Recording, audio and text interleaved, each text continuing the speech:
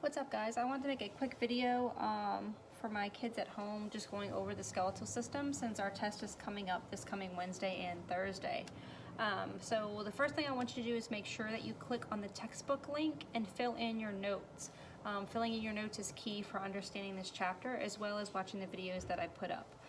The first 2 pages of notes are pretty much covered in the Khan Academy video that I posted up. So you need to make sure that you watch that video so you can understand the different parts of a long bone and bone marrow and that kind of thing. I don't want to put the same video up there because it's covered in that Khan Academy video. Basically in class we talked about number 1, there are 206 bones in the skeletal system, right? 206 bones. We talked about some things that they do. The skeletal system protects, it acts as a lever, it produces blood cells, and it stores. What does it store? Calcium, phosphate, and fats. That's all on the first page of the notes. Also in the first page of the notes, they talk about long bones, which is like bones of your extremities, like your femur, your arm bone, which is your humerus, okay? And it goes over the various parts, like diaphysis is the long shaft, epiphysis are the ends. It talks about the medullary canal, which I have illustrated with this little straw that I have taped on there that's filled with yellow marrow. Red marrow is used for transplants and to diagnose blood diseases and that sort of thing. So definitely watch the Khan Academy video and also look at the picture I posted up of the inside of the long bone, and that will help you, okay, if you're at home and not in class. We also talked about, I have the notes over here, that's what I'm looking at to make sure we cover everything.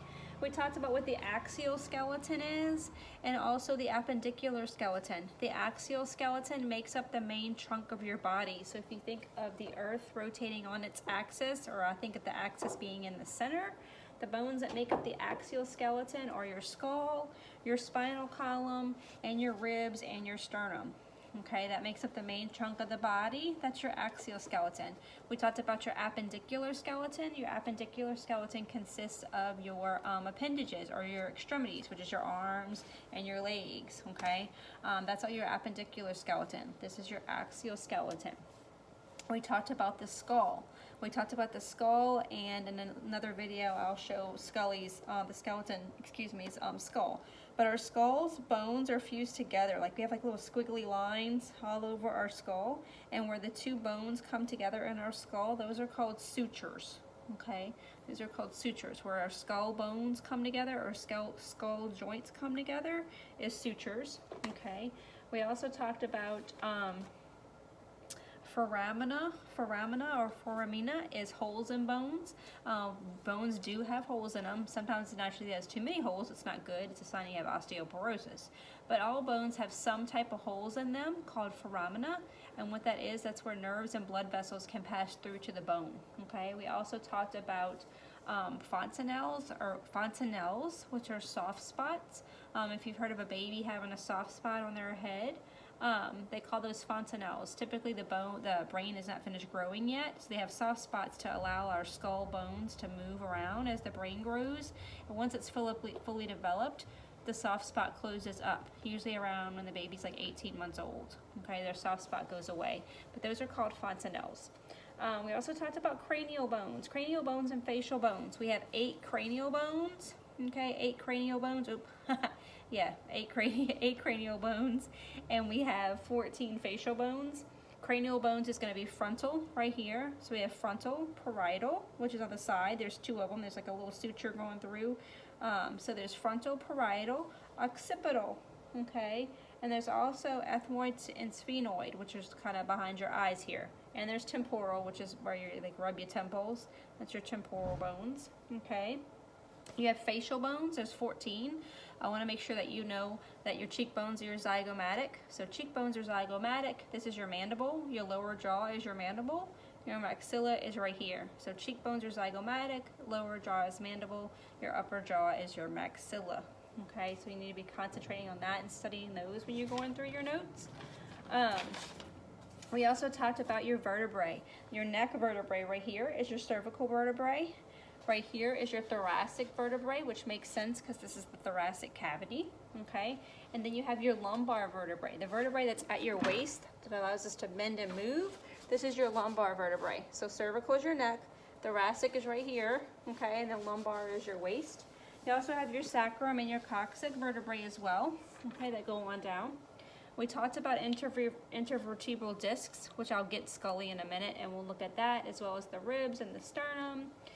If you're going through the notes, we talked about the upper arm bones. Let me go grab Scully, and I'll be back for another video, and we'll talk about the arm bones, the leg bones, and your intervertebral discs and things like that.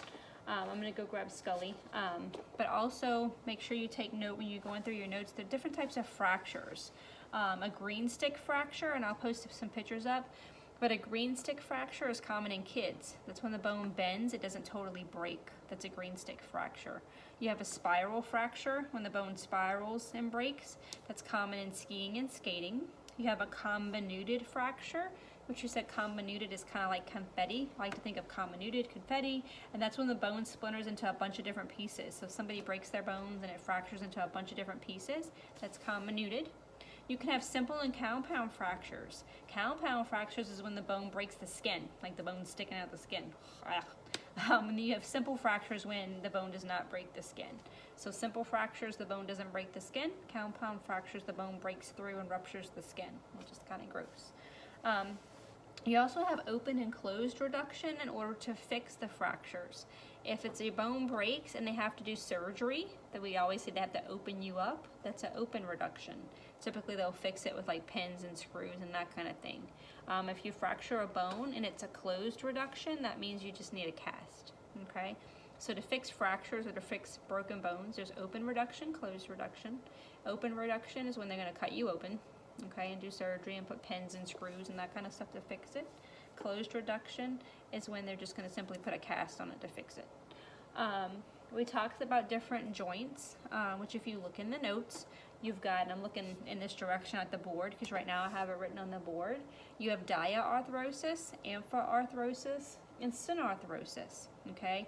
Diaarthrosis is a freely movable joint, okay? You need to know examples of freely movable joints. Our shoulders and our hips are ball and socket joints, okay? Because if you look at it, like this is where the femur, would connect to our hip. It looks like a ball, and then where it fits into is like a socket. So I call it ball and socket joints. Ball and socket joints, which are going to be our shoulders and our hips, are all diaarthrosis. That means they're freely movable. We can move them, if I wasn't sitting in my chair, right? We can move them all around. So ball and socket joints, or like our shoulders and our hips, are all diaarthrosis. Our elbows and our knees are what they call hinge joints because they open up like a hinge of a door, right? So our elbows and our knees are hinge joints, like a hinge of a door. They're also freely movable, so they would fall under diaarthrosis. Amphiarthrosis are kind of slightly movable, like your ribs. Synarthrosis don't move at all. Like your skull bones, your sutures, they do not move around, okay? So we always say diaarthrosis, freely movable. So diaarthrosis are hinge joints, ball and socket joints. Diaarthrosis, freely movable. Amphiarthrosis, sorry, can't talk today. Amphiarthrosis means they move a little bit, just a little bit, like our ribs. Synarthrosis would be like our skull. It doesn't move at all. Okay, so make sure you look over your joints when you're studying for Wednesday's test. And then I'll come back with another video probably in a little while where I'll get Scully and kind of go over our hip bones, bones of the arms, bones of the leg, our sternum and our ribs, because those are way easier to see if we have Scully the skeleton. So I'll be back in a little while, but hopefully this video helps with your understanding of the skeletal system. Make sure you watch the Khan Academy video that I put up, look at the picture that I put up, and also watch any of the videos and fill in your notes. And like I told the kids, filling in the notes is key, because if you don't have your notes filled in, you know, or at least mostly filled in with each part, then it's not, you know, not going to do well, okay? Hope to see you soon. Talk to you later. Bye.